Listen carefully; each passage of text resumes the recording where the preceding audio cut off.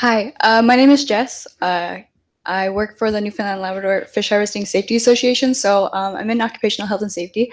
And you piqued my interest with the electric boat. I was wondering if there's any opportunities in this inshore small-scale fishery to transition this way. Not to mention, with OH&S, a huge problem on vessels is noise and hearing loss. So I feel like, I'm wondering if there would be less noise pollution and damage and all that kind of stuff with these kind of motors.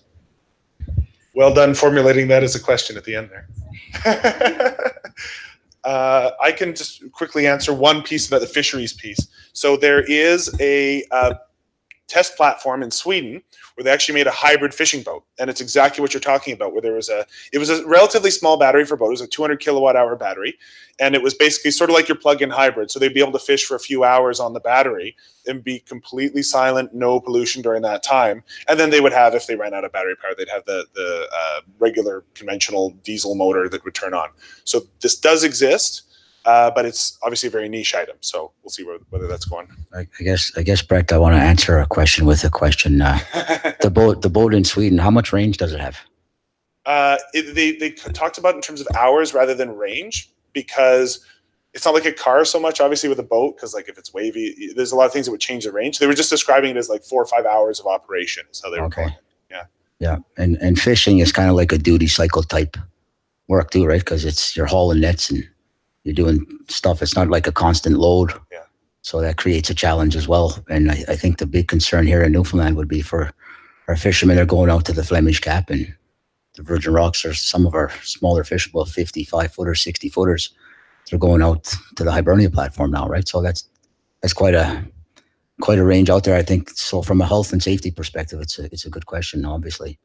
But I haven't heard of anything really fishing-wise here yet. But they're doing it with ferries because they know where they're going and they're coming back, right? So from an occupational health and safety perspective, we'd have to get it down pat before I think they would try that, right?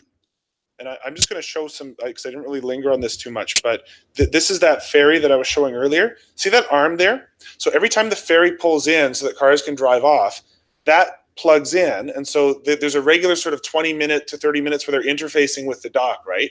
And so that comes in, charges up, then that robot arm comes out, the ferry leaves, and then at the other side, it plugs in again. So it's constantly discharging and recharging. And remember how I said earlier, like keeping the battery between 20 to 80% is ideal for it? Never gets below 20, never gets above 80. So this battery is going to last a really, really long time because of that. The Chevy Volt does that automatically, so you don't have to be thinking about it. When it says 100, it actually means 80%.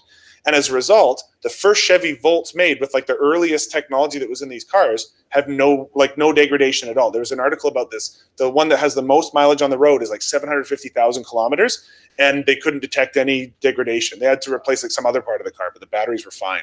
That was 2011 vehicles. It would have been built in 2010. It's now 2019. It drove 750,000 kilometers. The battery's fine. So